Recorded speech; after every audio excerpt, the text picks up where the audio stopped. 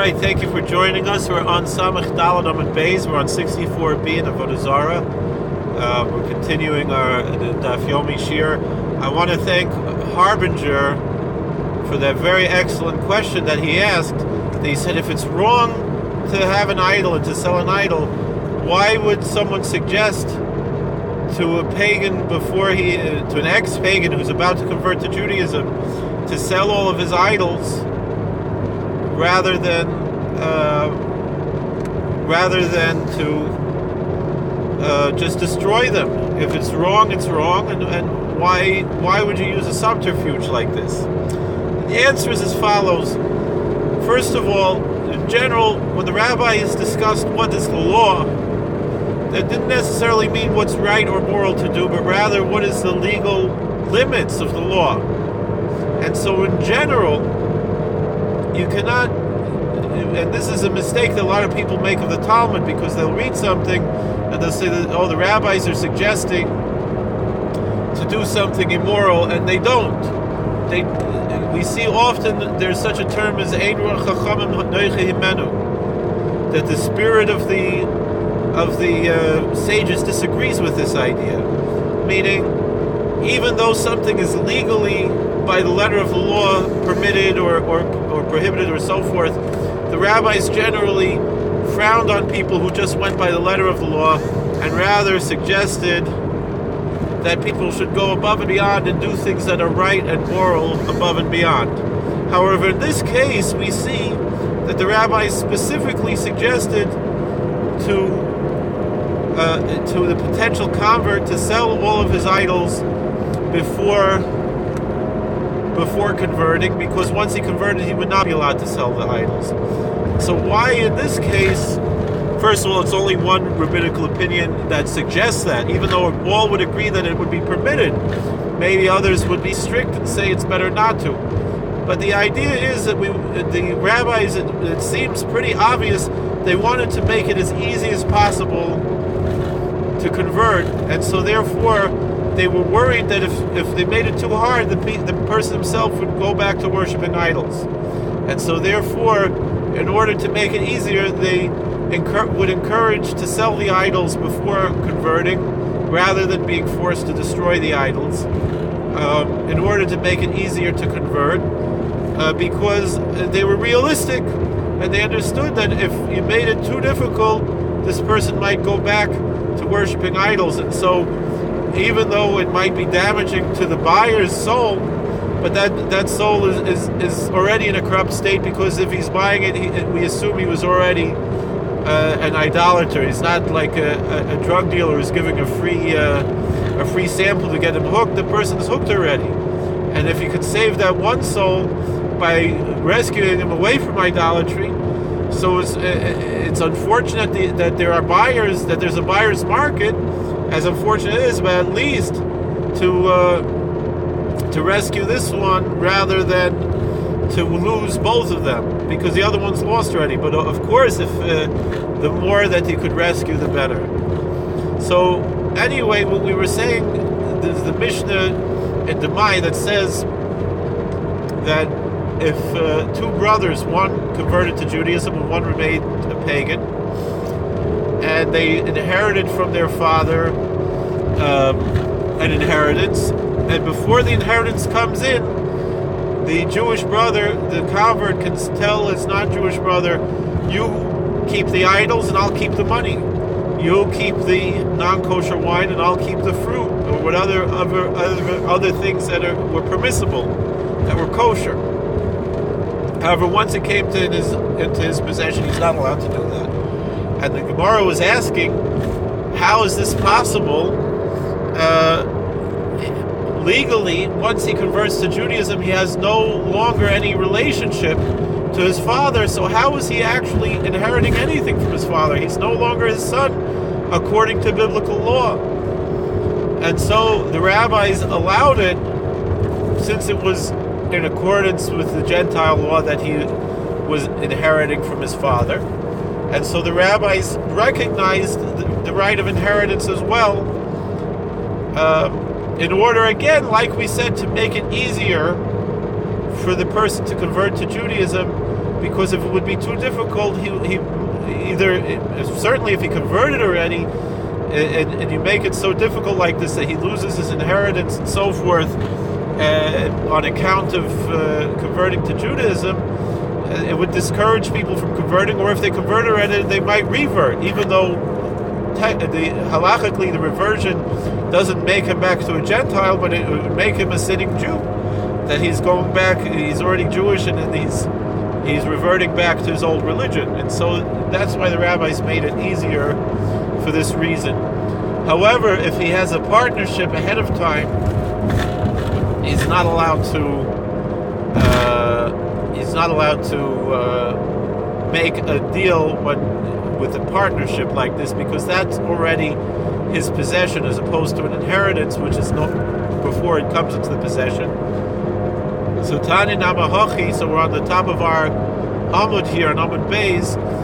Ba'ame Dvar Mamurim Shiyirshu Avol Shishtatfu Aser. As we just said, he's only allowed to make this deal with the brother if it's a case of an inheritance. But if they're business partners, then he's not allowed to make this type of deal to say, you take the idols and I'll take the money, and you'll take the non-kosher wine and I'll take the kosher produce.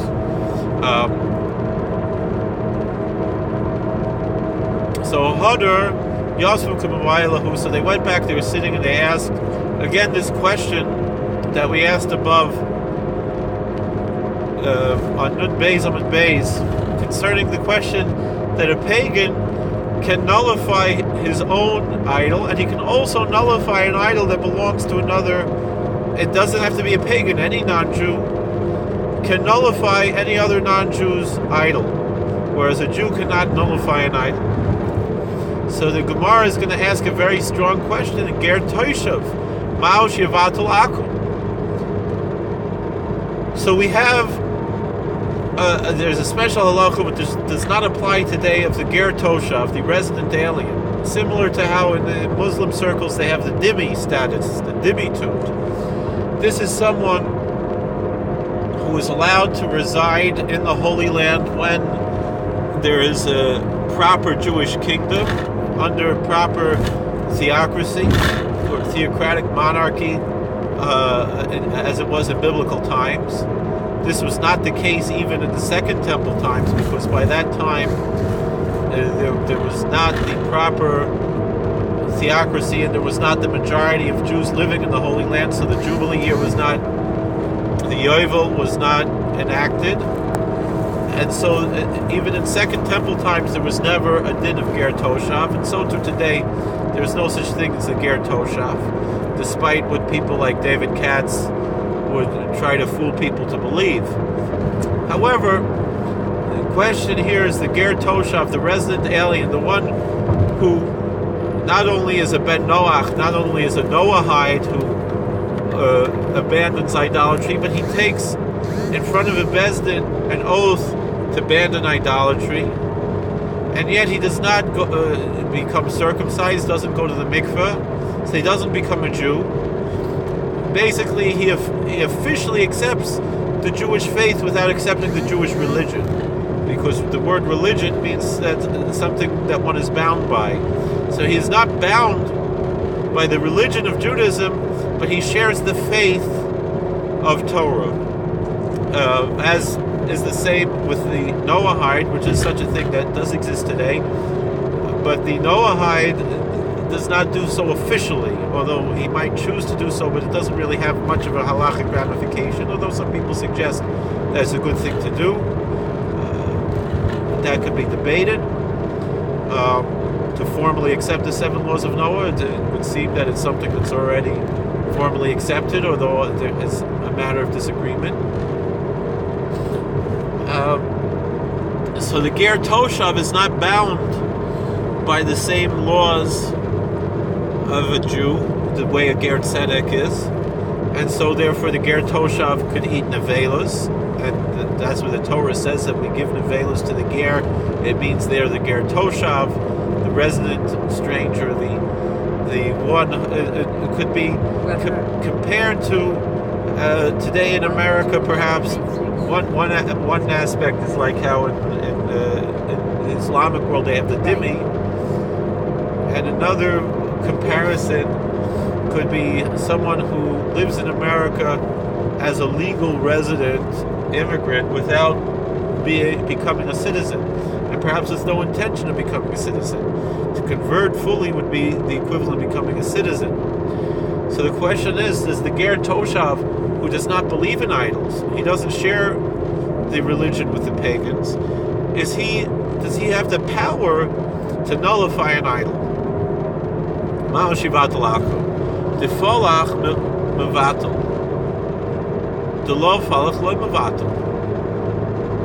Meaning the question is, do we say that only those who worship idols can nullify idols,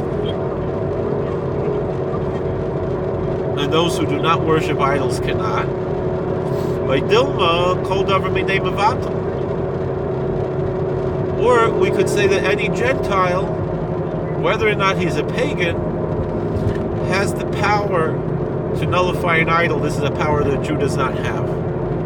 V'hai Minehu. And the Ger Toshav, since he does not fully convert to Judaism, is a Gentile, and so therefore he is of the same, cut from the same cloth, so to speak, as the pagan, and thus should have the power to nullify idols, a power that a Jew does not have, and therefore the Ger Tzedek, the convert to Judaism, also does not have. Amar Lehu Rav Nachman. Rav Nachman says, "Mistabra de polach mevatel loy palach loy mevatel."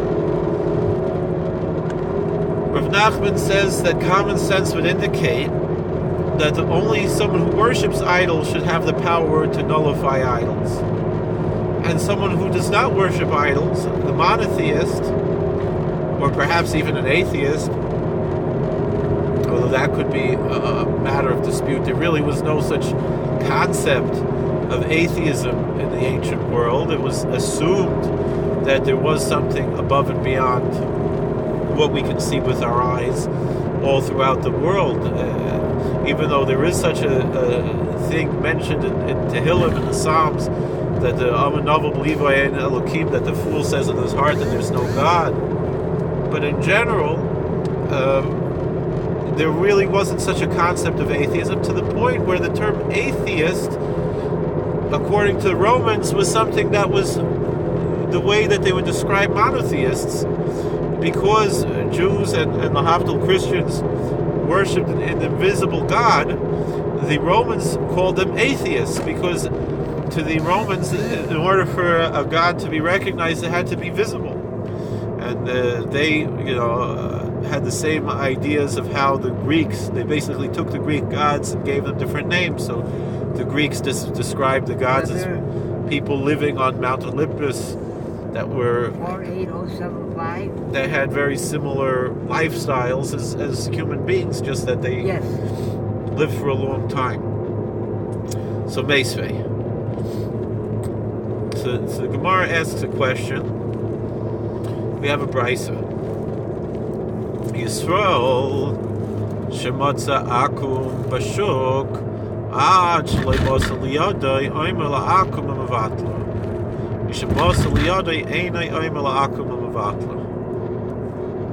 If a Jew finds an idol in the marketplace, in the public domain, that anyone could just pick up, doesn't belong to anybody. It's a lost item, and we assume that the owner gave up hope on it. The Jew wants to acquire it. Perhaps it has some monetary value. It's made out of gold. He wants to melt down the gold, and so forth. He can ask a Gentile before the Jew acquires the idol. He could ask a Gentile to nullify the idol. But once the Jew picks it up and acquires it, he doesn't have that power anymore.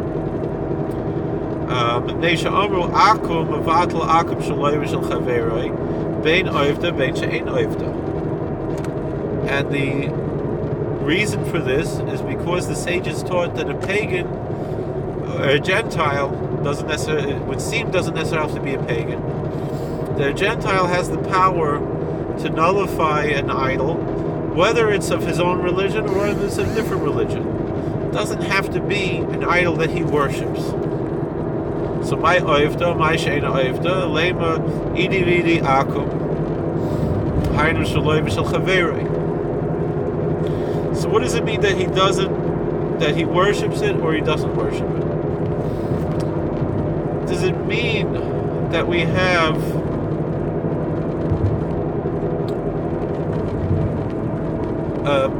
that he worships and he doesn't worship it?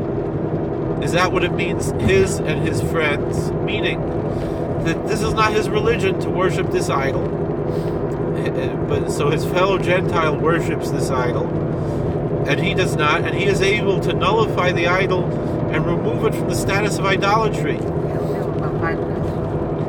Elolav, Avodah akum, mash ein Avodah ger toishav.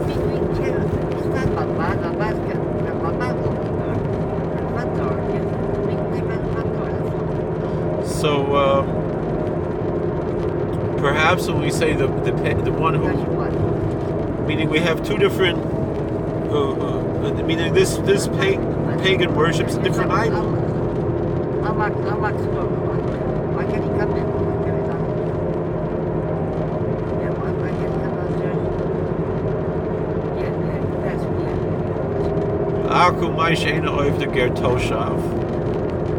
Or perhaps when we say the one who does not worship the idol is the ger toshav, this is a Gentile who is not a pagan, he's a monotheist. Ushmami no ger toshav nami mavato. So we see from here that the ger toshav, the Gentile who is a monotheist, and some would say that this applies to the monotheists today of different religions. Certainly that's how the Meiri understands Christianity and Islam, and it seems that that's how the Rambam also understands Islam, and we could perhaps apply it to other monotheistic religions, the Sikhs, that they also have a din of ger toshav, and they're considered monotheists. They're not a ger toshav, but if they could be considered ger toshav, if there was a din of ger toshav bisman hazeh. I know that Meir Kahana, of all people say, oh, he's such a racist, this and that. Meir Kahana actually taught, I heard him at a recording, that Muslims could have a din of ger toshav because they're monotheists. And they could have rights as citizens in Eretz Yisrael as long as they have a kind of a second-class status as a ger toshav, and if they would become a ger tzedek, then they could be accepted. Meir Kahana always said that if Arafat would convert tomorrow, he would just be as Jewish. He'd be just as Jewish as Kahana. So no one could really say he's a racist. Could disagree with his Zionism and other things, but he shouldn't accuse him of things that weren't true. So no. So no, the Gemara answers no. This does not prove that the ger toshav has the power to be mevatel of Avodah Zarah. Why? Olam ei malach idi vidi akum. Oh, we say that both cases are discussing pagans. Gemara hainu shaloi v'shel chaverei. So what does it mean that the pagan has the power to nullify an idol, whether it's his or whether it's his friends? Reisha zev zela for zela zela markulas. The first clause of the Brisa says that both pagans worship Baal Peor, or both worship Markolas. We said perhaps it's Mercury, according to Baal Peor and others. Seif v'zeh lepor v'zeh lemarkulas. The ending clause, where it says Shalom v'shel chaver she'avdav shlei avda, is that one pagan is a devotee of Baal Peor, and one is a devotee of Markolas, and so therefore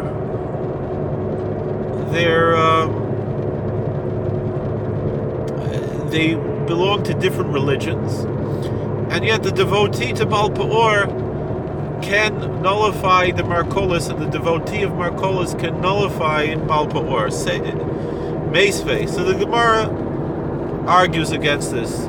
They have a brisa, Ezu Ger Toshav. A brisa asks, how do we define the Ger Toshav?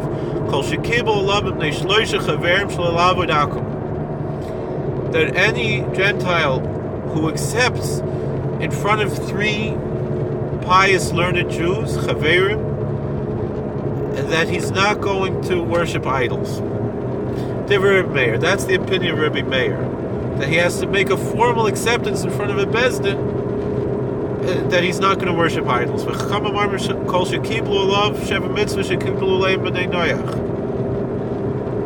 Chachamim say it's more than just not worshiping idols. In order to be considered Ger Toshav, he has to accept in front of 3 Chaverim the 7 laws of Noah. That the sons of Noah accept upon themselves. But others say no, this does not bring him into the status of the Ger Toshav. So who is a Ger Toshav? It's a Ger Oichel Nevelis.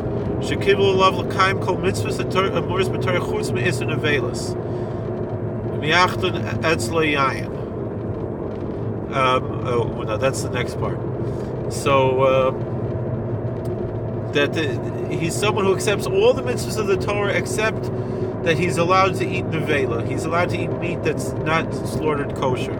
It would seem he's not allowed to eat pork, but he is allowed to eat meat but everything else he has to keep, Shabbos, tefillin, everything, just not the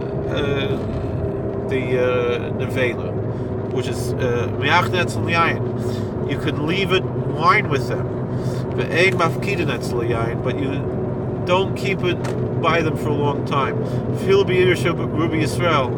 Because he's not allowed to touch the wine. It's still stam yenim if he touches it, even though he doesn't worship idols.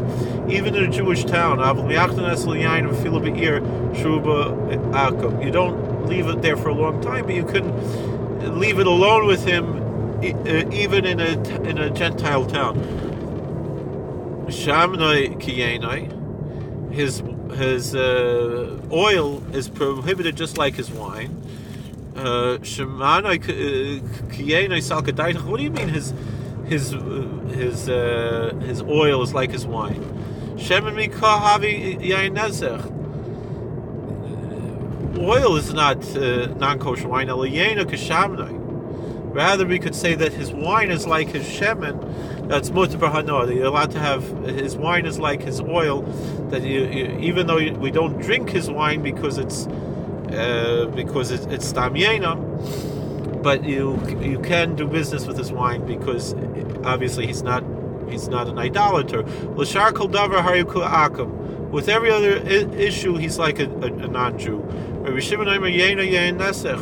Shimon said no. The Ger Toshav's wine is not kosher wine. It's yain nesech, meaning it's aser b'ano. You're not allowed to benefit from it.